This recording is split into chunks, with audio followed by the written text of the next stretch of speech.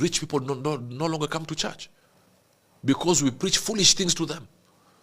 Imagine, Jagero, you have 10 billionaires and you're saying, I hear the Lord say, you will live in houses that you did not build.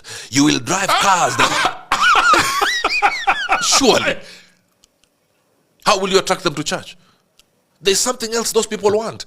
Those cars they can buy for you and your whole pastoral team, plus your wives. Give them hope. Give them something that they don't have maybe in abundance. It's Jesus. Our blessed memory, Archbishop Benson Idahosa, said something very interesting. Permit me to quote what he said. He said, if I'm no more preaching Christ, who died, who was buried, who rose, and who is coming again, and I'm now preaching how you can become a lottery staker in the church. If you give me 1 naira, you're going to get 10 million. That is not gospel. That is businessmen with clerical collar. And this is the kind of gospel that is being propagated in most of our churches today. And they called it prosperity gospel. That's why a man of God can come out and tell, if you are not preaching prosperity, you are preaching poverty, as if the gospel is about prosperity or poverty. That's why a man of God can boldly tell the people, give me money now, bah, you will break through. And this is one of the reasons why some churches in UK are no longer in operation. They are selling churches, all those big auditorium in UK, in Germany, then they sell them out. Why? Because all these things that the preachers used to promise the people, used to preach as the gospel, government stepped in and provide all these basic amenities to the people. So the preachers ran out of what to say, ran out of what to preach. I'm telling you nothing but the truth. If our federal government today should provide basic amenities to the people, our preachers, they will run out of message. Because this thing that they are preaching is not the gospel. So they will have nothing to preach. And when you look into the message that they are preaching, what they call prosperity message or gospel, 7 keys to kingdom wealth acquisition, 7 keys to financial prosperity. Those 7 keys are different names that they give to the money they want to collect from people. What are the 7 keys to kingdom prosperity? Number 1, tithing. Who is the one collecting it? Will you preach it if you are not the one collecting it? If it's not benefiting you, will you preach it? This tithing you are preaching as the kingdom gateway to financial breakthrough, if it wasn't for your own self-benefit, will you have preached it? Because I've not seen where Apostle Paul preached it. The Bible is open for all. You can prove me wrong. Open the Bible. Show me where Apostle Paul was found preaching on tithing, that the church should tithe so that they can break through financially. So that I will know what you are preaching is right and is in the Bible. Maybe Apostle Paul forgot to preach it. Show us where Apostle Peter was found preaching on tithing, that the church should tithe so that they can break through financially. Show us where James, if Apostle Paul, forgot to preach it, and Peter also forgot to preach it, show us where James was found preaching on tithing as the kingdom gateway to financial breakthrough. Maybe the early apostles didn't know what they were saying. Let's go back to Jesus. Show us where Jesus was found preaching on tithing, that the church should tithe if they want to break through financially. Show us from the scripture. Because I know you will say, is tithing not in the Bible? I'm not saying tithing is not in the Bible. Show me where anybody used money to pay tithe in the Bible. Show us.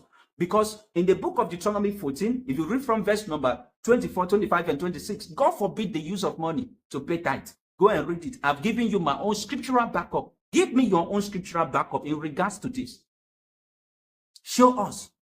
Deuteronomy chapter number 26, verse number 12.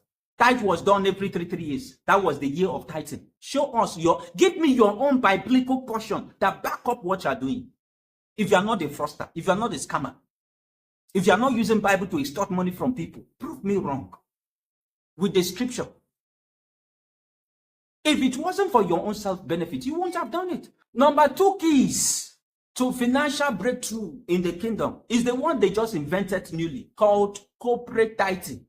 It's not in the Bible. They just invented that one newly. They can never be satisfied with what they have.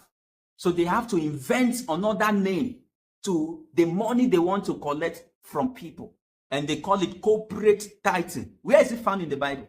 If it wasn't for your own self-benefit, will you have been preaching these kind of things?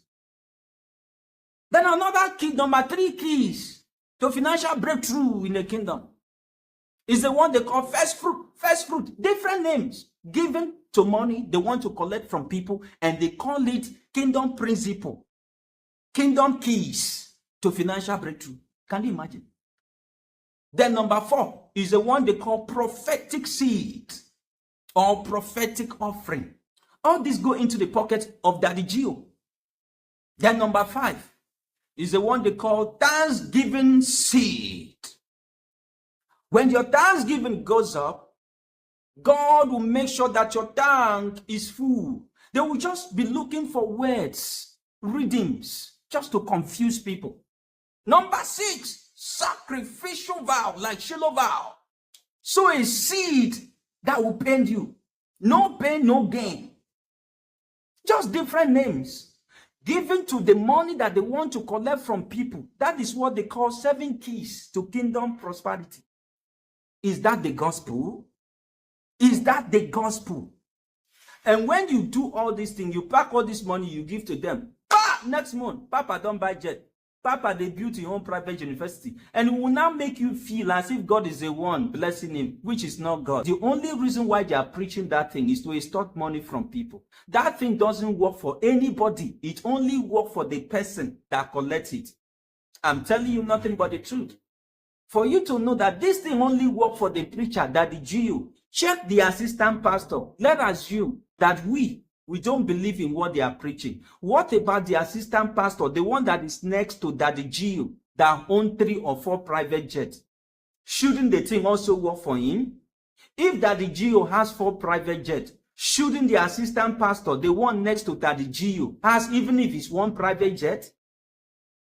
You are not thinking. You are not thinking. I mean, in the same church, the assistant pastor believes so much in what he's doing and is preaching the same message, but it is only Daddy Gio that is acquiring all these things. So now, if you now have the rich people in your auditorium, that is what you are going to preach to them. That is what you will preach to the king of Kuwait. That is what you will preach to the king of Dubai. That is what you will preach to Bill Gates. That is what you will preach to Elon Musk. They will just be looking at you. And they will just walk away because you are talking nonsense. The gospel is not about poverty and it's not about prosperity. The gospel is all about Christ, who died, who was buried, who rose, and who is coming again. That whosoever that believed in him should not perish, but have everlasting life. That is the gospel. The rich need it. The poor need it. Everybody need it. But when you are preaching prosperity, the rich don't need it. They do not need it. When you are preaching prosperity, you are extorting from the poor. In their mind, you will be making them to feel as if they are giving to God, but you are extorting from them. You are stealing from them. The gospel is not a tool for money making. Rather, the gospel is a tool for soul winning. Giving is not an avenue for wealth acquisition. Giving is an avenue to reach out to more souls. When your target for giving is to become a billionaire, is for wealth acquisition, you are of all men most miserable. God bless you.